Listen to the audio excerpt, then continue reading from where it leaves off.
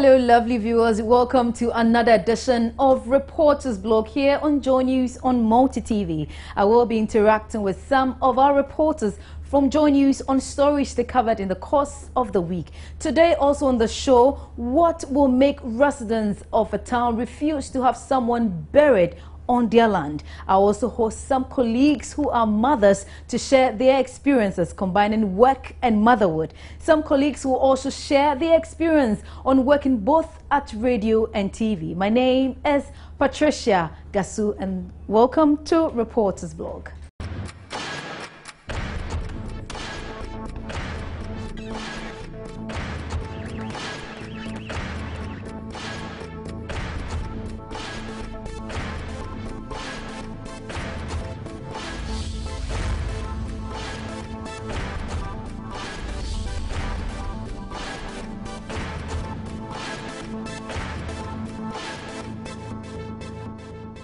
Welcome back. News gathering and dissemination is a big task. Here at Joy News, we go the extra mile to bring you compelling stories. We expose the ills in society, put public officials to scrutiny, and ensure your tax is used for the intended purposes. Our stories have also brought responses to the needs of society. Today, I have some of my colleagues, both from radio and TV, all under Joy News, to share with us their experience working across the various platforms, the challenges they encountered, as well as their exciting moments. I have Hannah Odame and Matilda Womaga here with me. Welcome to Reporters Blog. Thank you. Thank you. I want to start from you. From TV straight to radio. Yeah. Well, it wasn't so much of a difference, I would say, being in TV newsroom for some time now and then going to radio. The only difference is that you do not have to work with the cameras like you used to. Okay. This time around, you are working with the recorders. But now that we are converged, you can't really say that. You have to, when you want to go out, you only have to pick your recorder and then sit in a taxi and then off you are gone. At TV here, you have to wait for your cameraman to get settled. You have to go in an official vehicle, unless in extreme cases that you would have to pick taxis or sometimes Okada. Has it been interesting? Oh yes, it has been a very interesting 1 month experience for me. I would have wished to extend the period. Yeah. I remember sometime my first week in the newsroom, it was quite uncomfortable for me because I had to now adapt to the ways of doing things, saving things in the BPM and all that. It was so much for me that I wish I would wish to go back to my roots. I would wish to go back to TV. But after 3 weeks and 4 weeks, you wish to even extend it? I felt like extending the period, but no, another person to have to go there to have the same experience I'm talking about. So in all, the 4 weeks stay in the radio newsroom have been challenging, have been exciting, and it's been worthwhile. Okay, I'll come back to that. Ask her why she wants to extend her time. Okay, you tell me about TV. Exactly, so it was challenging, obviously, because unlike her, who found it very easy, it was a bit difficult because now I don't have to go with only the recorder, but I have to wait for a cameraman to go with. And there have been times I forget that I'm working with a cameraman, that I finish immediately the program is over. If it's a sit-down program, just take a bag and go. No, because I'm going for interviews, I quickly rush to the people with my recorder and I forget. And you forget. Oh, there should have been a cameraman here, so I have to go back and look for him because maybe he's taking cutaway shots, as you call it. And so and I have to learn how to write. You have a house style. Yeah. Yep. You have a way of saving in your Rendering. news air. I mean the script itself, you'll have to save in the news air, and so I have to be giving a code, a password, so I could also write in that way and save. And then also about the audio visuals, the visuals that you have to edit. Mine, I have stories to tell about about that one. I have done a lot of features since I came to TV. Yeah. I'm so happy about that. But one of them was my autism documentary. Yeah, I remember Now, that. after we finished everything and I have to render, some way, somehow, the rushes got deleted. And so we couldn't save the originals. And I was almost at the verge of tears. I just ran up, came to Abla, told her, and knelt down. I just said, what is this? Only to be told that one of the audio, the visual Yes, editors has saved what I did for AM show the previous night. So you could at least retrieve that one Yeah. and use a bit of other rushes to be able to finalize the documentary. So it wasn't the original that came out, but I'm glad at least something was saved. That was not the only one, Patricia. I did another story. It's getting interesting, you know. Yeah. You know, She has a lot of when you come in, Yeah. you will have to be able to save, download your visuals, so you can give the chip to the cameraman because somebody else is going out SD with him. The SD card. Thanks for all the technical corrections. So I gave it to one of your colleagues, the TV guys, who apparently did not copy my original rushes. He takes it out, they delete it, and I have to go and do the interview again, obviously.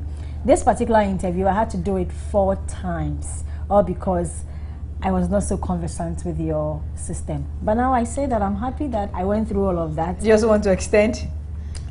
I love TV, that's my response.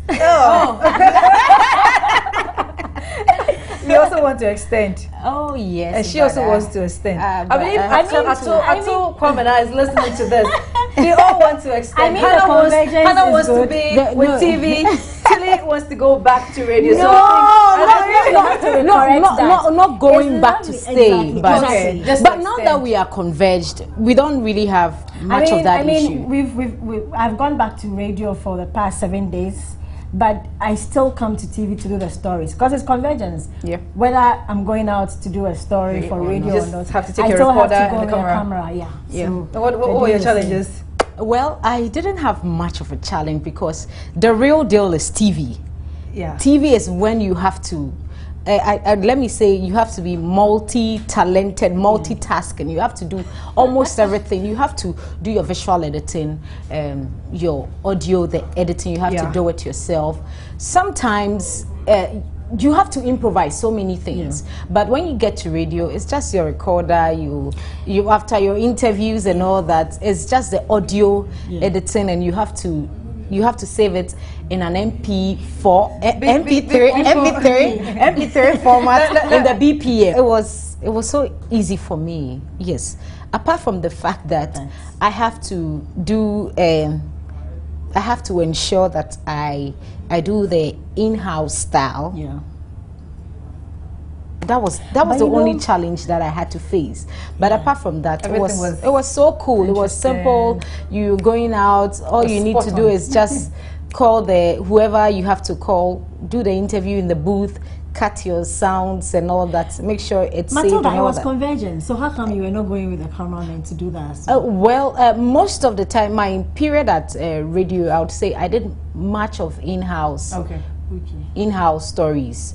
I didn't have to go much with the TV cameras and all that. But there've been times that I went out with the cameraman, and that was quite easy for me. I only come and then cut my sound bite in there. You see, yes, exactly. One of the reasons why it was easy for her, you know, for TV, after you have done your visual editing, you do your audio editing as well, editing. So she found it easy because that's what we do most of the time there. It's all about the audio editing. But now I have to learn something extra. Another thing I learned also was, you know, we have a sense of urgency a little at radio more than TV, because everything should go at 12, spot on the hour, and I wish it's something that TV will also cultivate.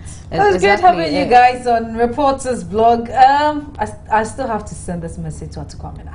Oh, I believe he'll be watching, so it's okay. He will know what to do. There's no need for an extension. If I have a story, it's for both. Exactly. It's for You both should understand platforms. what So you're saying. Convergence is good, I guess. Yeah, I think convergence have come to stay. Thank you so much, Matilda Womega and Hannah Odame, and happy Mother's Day. Thank you. We are potential mothers. And we have more coming up. Please stay.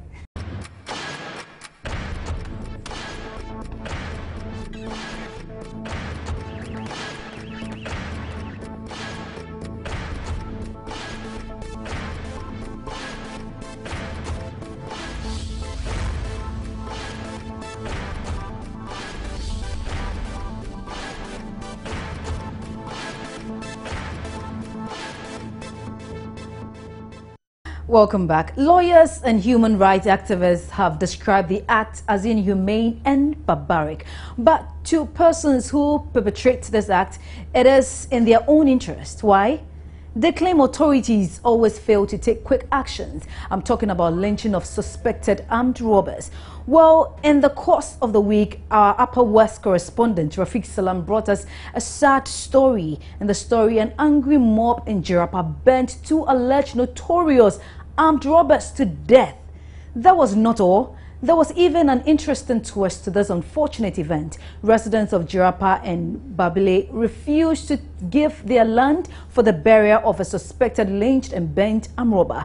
They accused the deceased of robbing them at gunpoint on several occasions. We now talk to Rafiq Salam, who is in the Upper West region. Hello, Rafiq. Hello, Patricia. Rafiq Salam reporting from... Wow. Why did residents take the law into their own hands by lynching the suspected robbers? Like you have rightly said, they have complained several to authorities, especially the security agencies, about what is really happening at Jirapa, and all, according to them, have turned to deaf ears. And so, last Sunday, exactly, they went first to the chief of Jirapa, who happens to be a former Inspector General of the Ghana Police Service, Peter Namfuri, and told him about their mission. And it's alleged that he gave them their backing, and so they went on that spree looking for suspected robbers and then to lynch. And so exactly that was what happened. And they went into the street, and then fortunately or unfortunately for these two suspected robbers, they saw or they met them with a goat, and then there was a plastic tape that was pasted on the mouth of these goats. And so they arrested them and then lynched them. So did you see them being burnt? Yes, I saw it live at Jirapa, and it was really a sad situation as seen those things. Okay, did they kill them before burning them, or they were burnt alive? The first instance, the first person who happens to be of Fulani extraction was beaten to a pulp, taken to the hospital, and then he died later. But the second person who according to the residents, was the chief, or should I say the chairman of the robbers, the suspected chairman of robbers. Of the suspected robbers at Jirapa. He was first arrested. He was first seen with the alleged the suspected Fulani, and then he was able to run away because he fired some gunshots and ran away. But when they got him the second time, he was arrested, and then they brought him to the heart of town, and then put ties on him, and then bent him and bent to death. Rafiq, did you stand to watch all these? It was a sorry situation, and I couldn't see it myself, and I have to move away. It was so horrific, I guess. It was so horrific. But how were you able to do your story? It was horrifying to see a human being where a woman could be pregnant for 9 months or 8 months, deliver a baby, and that baby could be burned alive. It was really sad. It was really difficult for me to do such a story. Wow. So what were some of the challenges you went through? Some of the challenges were, initially the people, the suspect, the angry mob didn't allow anybody to take pictures of what was happening, because even if they see you using your camera or whatever to take pictures of it, they will seize the camera and beat you in addition, or they see the phone and then also burn the phone also. The pictures that I got later were rather from Accra. Somebody who's in Accra who got the pictures for me through WhatsApp, and I was able to get those. If not, the pictures were not from me. They were already taken by one of the angry mob. Okay. And then also he sent them to Accra. Someone in Accra who later sent them to me. So I was not able to use my phone or my camera to take those pictures because it was not allowed. Okay. Angry mob didn't allow anybody to take pictures of the incident. But were you able to speak to any of them? I spoke to some of them, and then they were really not happy about the way things went in town. And so it was even by extension, that was the reason why they didn't allow the suspected robbers to be buried at Jirapa. So they have to be moved to Babili, where the man's father hails from, and then also they stopped them from burying him there and they moved to a nearby community in Nandom. So and now, that was where he was buried. Family members, have they now been able to bury the robbers? There's a family, it's only one robber who they didn't allow to be buried at Jepa. Okay. That's the so-called chairman of the chief, whose name has only been given as Abbas. He was buried at a nearby community at Nandom. Okay. So you were talking to me about the police officers that were transferred. Yeah, you know the IGP, some few weeks ago, he came to the one municipality in connection with some of these things that are happening in the Upper region. Remember, the residents in what here complained that the police here are suspected to be in bed with a criminal. And so one is happy that the IGP came to see things for himself, and he made some serious changes in the police hierarchy here. And so some of the policemen, they're not really happy about the situation. They said that it was me personally who wrote to the IGP and then for them to be transferred. And so some of them threatened and told me that they were going to take me to Antoine, or there was a deity in Ivory Coast where they were going to take me to, because they were not really happy with the way things that were going. And they were saying that whatever they were doing in what would have remained in what if I didn't report it for the IGP camp. So you're actually doing your job. That's it. Yes, they are saying that the report that we did on Joy FM or Joy News really got the eyes of the IGP, and that got the IGP. So if they are going to transfer, they blame Joy FM and Joy News for letting them to be transferred. All right. Thank you very much, Rafiq, for your time. But don't worry about Antoine Yame. No one is taking you to Antoine Yame. I don't believe in that, and so that nothing can happen to me. All right. Rafiq Salam reporting from. Wow. Thank you very much. We'll be right back with more.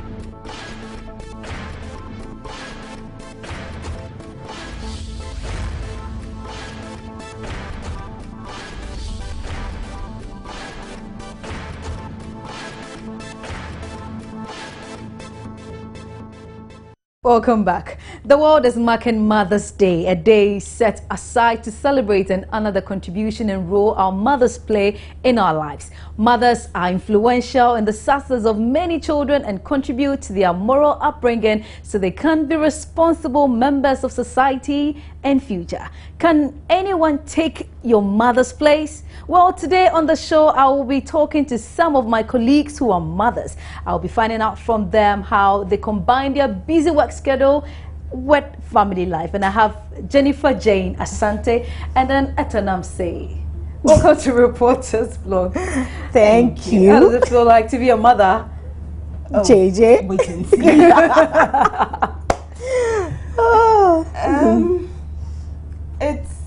It's a lot of pressure, but it's great fun.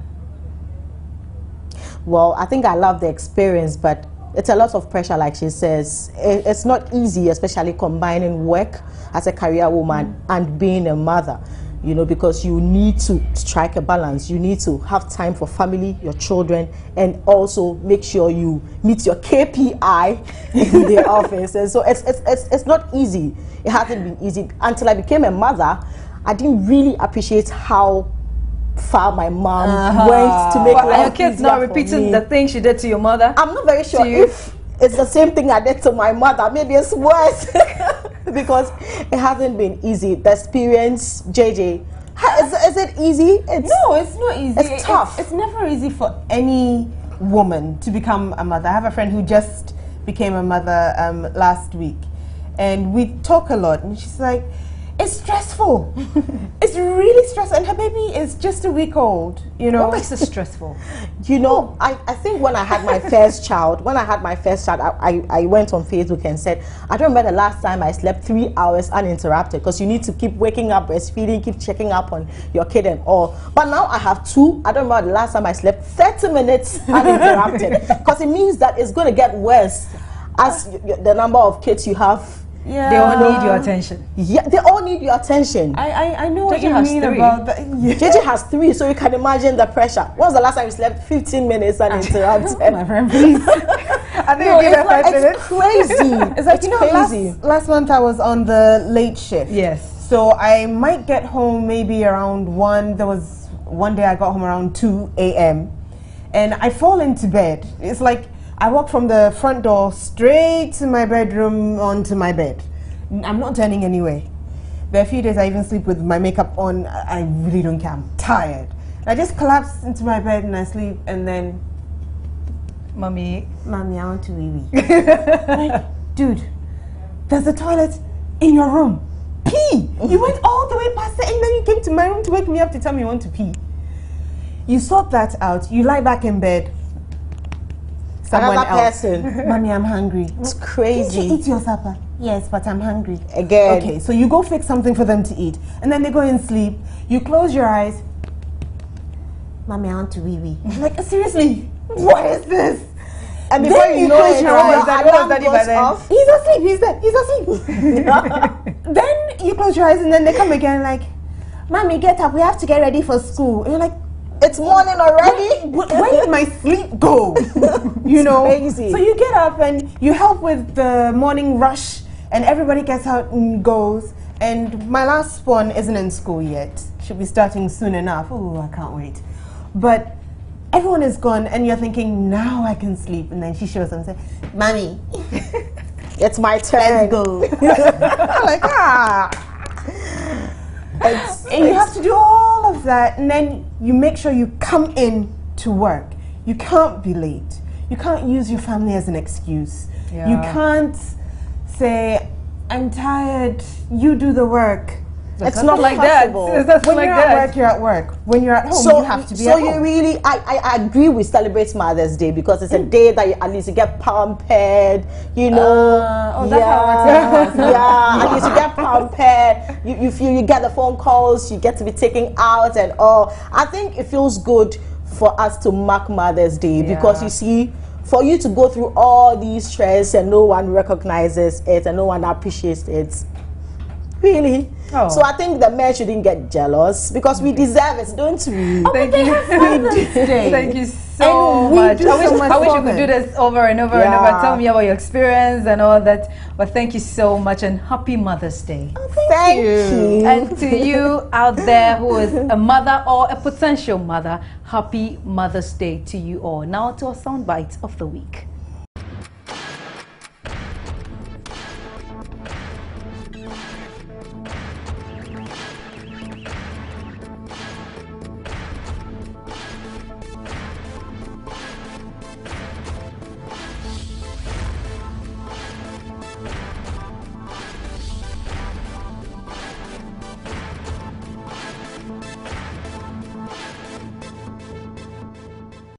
When you say ready, then I'll go.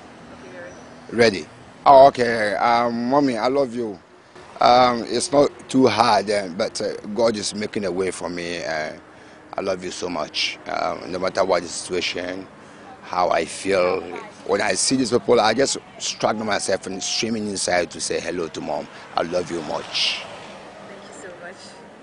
And that's it for Reporters Blog. My name is Patricia Gasu. See you same time next week and happy Mother's Day.